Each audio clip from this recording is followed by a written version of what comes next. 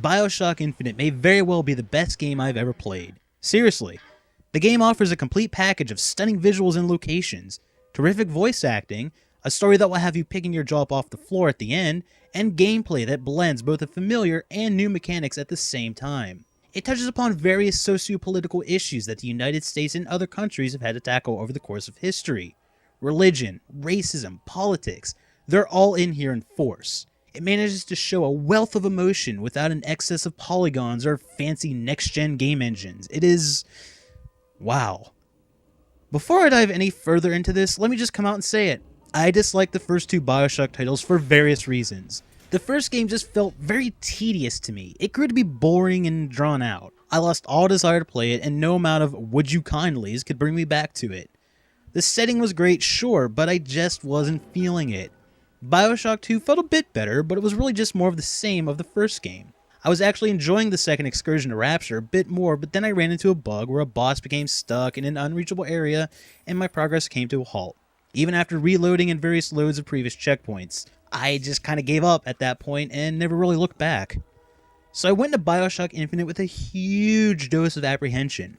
I was prepared to just write it off as being yet another BioShock title that bored me to tears or just offered another rehash of the same story from the first two games. God damn was I wrong. BioShock Infinite had me hooked from the breathtaking opening sequence and did not let go until the credits rolled. It's honestly difficult to find any fault with this game. I suppose if you want a completely open world title, you may be disappointed to hear that BioShock Infinite is not that. It's still fairly linear, but with various areas in which you can explore a slight bit in. Beyond that, there are certain elements of the story that don't make much sense from a logical standpoint, such as there will come a point in the story that a certain event happens, but you continue on with your primary objective without questioning whether or not you actually need to do so given the changes that took place. However, these particular story hiccups are few and far between and are easily overlooked in the grand scheme of things. And while I won't dive too deeply into the story, I have noticed that few people dislike the game's ending for one reason or another. Either they were confused by it or they didn't like how it panned out. Fortunately, I am not one of those people. The way it pans out was, in my opinion, handled about as well as you could possibly hope for, and is probably one of the best game endings I've ever seen. Again, a lot of the story and elements of the game require some of those aha moments to occur before things start to click. If you don't have those, then chances are you will not only miss out on the significance of the ending, but also overlook what you may have thought to be seemingly inconsequential story elements from the rest of the game. Many of these elements are things that you'll want to take another look at with a second playthrough, as they will almost certainly give you a better appreciation of things you may have missed earlier on. Even things like the various pieces of music hold a certain bit of brilliance that you may not immediately pick up on the first time playing through. As with the previous two titles, some of your time will be spent looting a number of small items from the environment. Be they food items to replenish health or salts, or picking up individual coins that you can later spend on upgrades. Eventually there will come a point where you just start mashing the button to pick up everything without really looking at what you're picking up. A more elegant solution would have been appreciated, but other than automatically picking up every item as you get near to them, I really don't know what a better option would be. The enemy AI and variation in enemy types could have done with a slight bit of work. There are times where it felt like the AI was trying to flank me, and other times where there was just a complete absence of any sort of intellect. Even with this misstep, the combat sequences felt intense and sometimes frantic. For as well animated as Elizabeth is, some of the non-critical NPCs, such as the no-name citizens of Columbia, will often show a lack of animation or model detail as they gaze upon you with dead eyes. Again, it's not a huge issue for me, as it still ends up being better than attempts at non-critical NPCs in other games. Honestly, the only real issue I have with Infinite is the save system. I would have liked to have seen a manual save system, especially on the PC, instead of a checkpoint-based save system. And even when you do hit a checkpoint, the game does not necessarily save at every checkpoint. You do have to keep an eye out for a specific save notification before you quit playing, unless you're alright with possibly losing a bit of progress the next time you play. Not only that, but the ability to have more than one save profile would have been nice. But really, other than that, I have no complaints about the game. When the biggest issue I have with the game has nothing to do with the gameplay, I'd like to think that says a lot about how well put together the game itself is. Upon arrival at the flying city of Columbia, you'll be in awe almost immediately at the visual feast before your eyes. The floating islands, rich color scheme, and exaggerated caricatures are in a visual realm all their own. The art team at Irrational Games really made the visuals pop. taking care to avoid common mistakes of having environments that are bland, devoid of life, or a color scheme that is muted like many other modern titles have. Strangely enough, I found the visual style reminded me more of Dishonored than the previous two BioShock titles. Again, this really isn't a bad thing given how much I appreciated what the Dishonored team did in their title, and as the case was with Dishonored, I again felt as though I was walking through a living painting while exploring the nooks and crannies of Columbia's streets. Not to be outdone by the outdoor environments, the indoor architecture is a sight to behold. Larger-than-life statues and portraits tell a bit of the city's history without ever saying a word. Even the NPC inhabitants of the city provide a bit of background, not only into their own lives, but the history of the city and the overall narrative. And that's what I really love about this game. You need to absorb everything if you want the full picture. Sure, you can ignore everything and only focus on the main plot points, but you'll only be doing yourself a disservice if you choose not to take your time with this. The story is further fleshed out through in-game exposition between the characters. This is in addition to a variety of voxophones, which are this game's equivalent of audio logs, and kinetoscopes, which are kiosks showing old-timey historical videos of Columbia.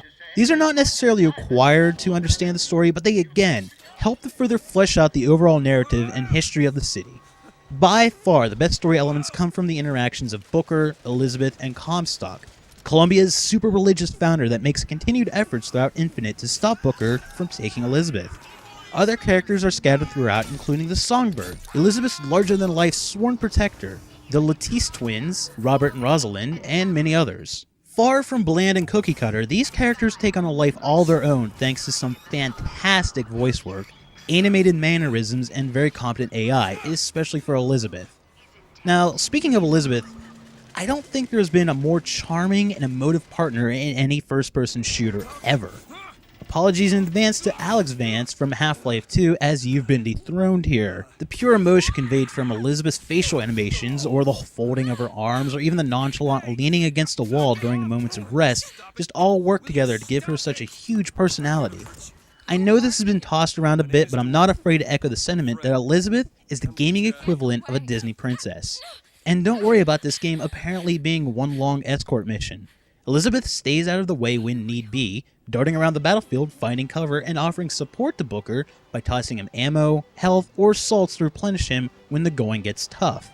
A bit further into the game, Elizabeth proves to be even more useful by changing the battlefield up a bit on the fly thanks to her special skills. Elizabeth has a unique ability to open these mysterious tears in space, and the true impact of this ability is slowly revealed to the player throughout the course of the game.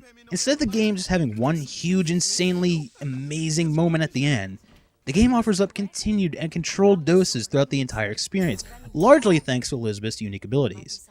Now, I've probably said too much as it is, but I really don't want to dive even further into the story, as is more one that you need to experience and have ruined for you by some online reviewer. Needless to say, her abilities pave the way for some very powerful moments throughout the story, sequences that will prompt you to keep playing just a little bit longer to see what happens next. No subject seems to be too taboo in Infinite. Everything from racial inequalities to xenophobia to religious fanaticism are tackled. Some factions in Columbia worship the ground that John Wilkes Booth walked on, portraying him as a saint and Abraham Lincoln as the devil. Needless to say, most gamers probably won't like the people associated with this particular group in the game. There are a number of fairly unlikable characters and factions within Columbia in this bizarre spin on American history. Some of it is indeed a reflection of the times in the early 20th century, but there are still several liberties taken when it comes to historical events that have been bent and skewed by people like Comstock and others in authority. Is it a commentary on today's religious or political happenings? Maybe.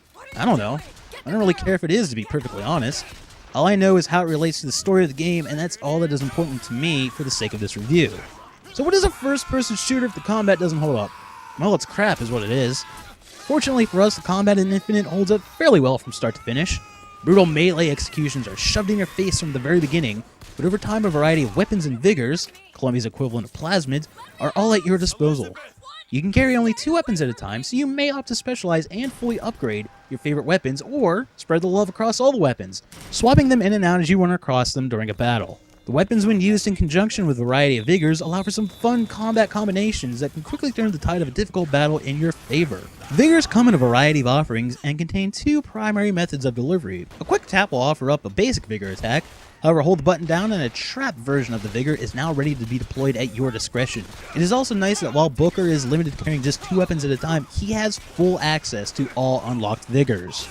Combat is further enhanced in various areas that include skyline rails. This method of transportation can be utilized by Booker to quickly dart from one side of the battlefield to another, allowing him to shoot while zooming along or drop down for a quick melee attack before hopping back on. You aren't locked to one rail or one direction while on the skyline, which is great for mixing things up during combat. Hop from one line to another, picking off foes as you zip by them. These skylines really open up another dimension of combat and give you far more freedom to be creative when playing, further adding to the game's enjoyment. Both vigors and weapons can be upgraded. This is typically done by finding one of the numerous vending machines scattered throughout Colombia, selecting your preferred upgrade, and paying a fee. Depending on how thorough you are, you probably won't have enough money to fully upgrade everything, so you will have to pick and choose a handful of favorites to upgrade along the course of your journey. Now, in addition to these upgrades, Booker can find special clothing upgrades at various locations. These are sometimes well hidden, but when discovered they will offer up various stat bonuses and can be swapped around based on your preferred playstyle. Slightly less obscure are the infusion upgrades scattered throughout the game. These infusions allow the player to dump an additional point into Booker's base health, his salt supply, or shield upgrades as he comes across them. Again, choosing which of these 3 to upgrade will depend on your preferred playstyle. Depending on how you look at it, you may be disappointed to find out there is no multiplayer to be found in BioShock Infinite. Frankly, that's just fine with me. When the single player offers up such a solid experience, a multiplayer component would simply feel out of place and would, in my opinion, cheapen the entire experience. Those looking to pick up the game on the PC should note that there are a fair amount of graphical options that can be changed up, including a slider for the field of view. It should be noted, however, that even at the highest setting, it may need to be adjusted further. Fortunately, a small INI tweak allows you to get the FOV to a point that is most comfortable for you. For my first playthrough, I finished in at just a bit over 11 hours on the normal difficulty.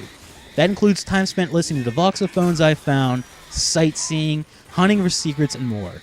Even with that, there are still some voxophones and kinetoscopes that I managed to miss somehow. Others I know took between 8 to 11.5 hours on their first playthroughs. Either way, even if you just play through it once, it's already longer than the campaigns in many modern shooters. The replayability is furthered by attempting 1999 mode, a far more challenging mode that unlocks after a one-time completion of the game, or you can always just use the Konami code to unlock it from the start. 1999 mode offers up more severe punishments for death and turns many enemies into bullet sponges. It's a challenge, but perhaps for the wrong reasons. Regardless, it's not a requirement and is merely a bonus difficulty should you choose to try it out. What BioShock Infinite lacks in advanced AI and slightly repetitive fights, it more than makes up for in stunning visuals, raw emotion, fantastic voice work and music, a unique and intriguing story, and one of the best partners and endings I've ever seen in a game. Simply put, the flaws are minor in the grand scheme of things, and BioShock Infinite has quickly propelled its way into one of my favorite games of all time. I strongly urge anyone that is able to, go pick up the game and experience it for yourself. Unless you're someone that likes to nitpick over everything, you're guaranteed to have a great time in Colombia. As always, this has been Zips for Total Gaming Network and CS Nation. We'll catch you next time.